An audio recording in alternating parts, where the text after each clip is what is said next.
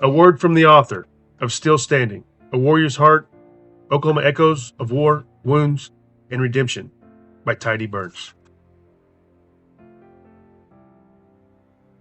I never set out to write a book. For years, my story just lived in my chest, sometimes quiet, sometimes roaring, always heavy. It lived in the place where the RPG blast kissed me on a dark Afghan night. It lived in the names of 14 Oklahoma brothers we carried home in flag-draped transfer coffins.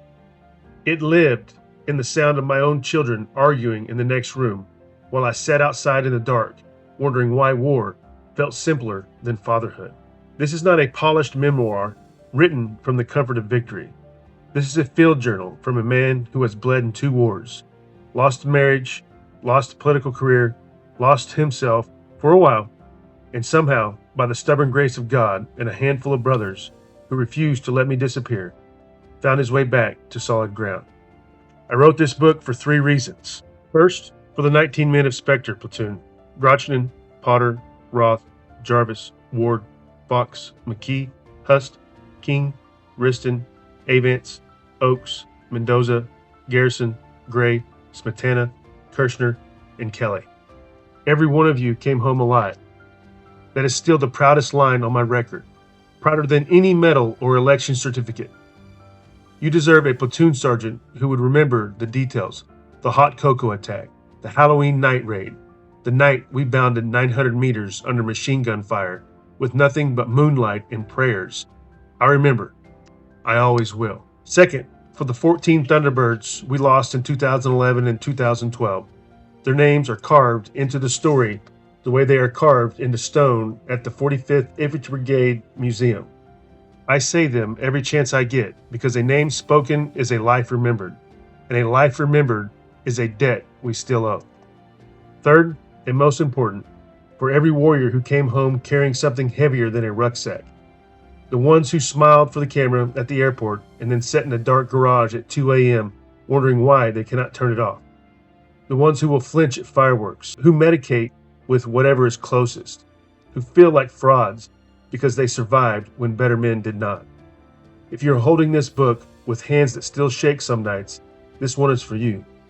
I've been exactly where you are. I am living proof that the story does not have to end there. This book is raw in places.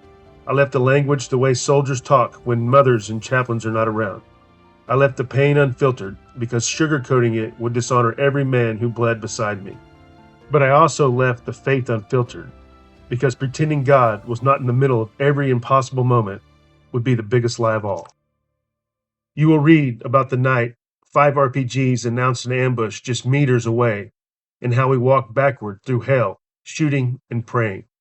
You will read about the morning I found a 7.62 round stuck in my gas can and kept it as a reminder that grace sometimes looks like dumb luck. You will read about the day I sat on my porch listening to my children scream at each other, and I wished I was back in a country where the rules were simpler. You will read about rock bottom, the day I told my wife, if I'm the problem, I will fix it, and walked away from everything I loved because I did not know how to stop breaking the people I was supposed to protect. You will read about the 2 brothers who refused to let me vanish, who ran the operation like it was another combat mission, and got me to the VA before I became a statistic. And you will read about the morning, 4 days later, when I stood on the floor of the Oklahoma House of Representatives, fresh from the psych ward, and gave the best speech of my life, about a wrestler named Coleman Scott, who turned a closed door into a legacy called The Farm. That speech was not about wrestling, it was about getting back up. That is what this whole book is about, getting back up. I learned on the red dirt fields of Oklahoma, on the wrestling mats of Pawnee, in the mountains of Logman Province, and in the ashes of everything I thought defined me, that a man's worth is not measured by how many times he gets knocked down. It is measured by how many times he stands back up, dust off, and steps towards the sound of gunfire. Whether that gunfire is coming from an AK-47 on the other side of the world, or from the war still echoing inside his own skull. If you are a veteran holding this book, know this. Your discharge paper did not end the mission. It changed the battlefield. The same grit that kept you alive downrange is the same grit that will keep you alive at home. Reach out when it's hard. We have got your six, always. If you're a family member holding this book, thank you for loving someone who came home different. Read these pages so you can understand what we cannot always explain.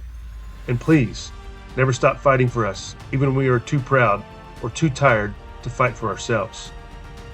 If you're a kid holding this book, maybe one of my former wrestlers or a history student, know that the men and women whose stories fill these chapters were not superheroes.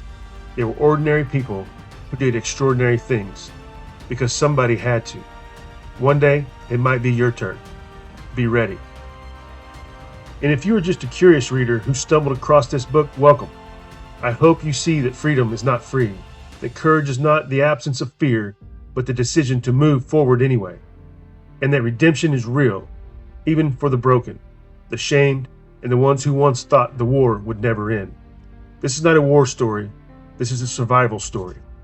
As long as I have breath, I will keep telling the story, so the next man or woman who needs to hear "You are not alone" will find these words exactly when they need them. Welcome to the fight.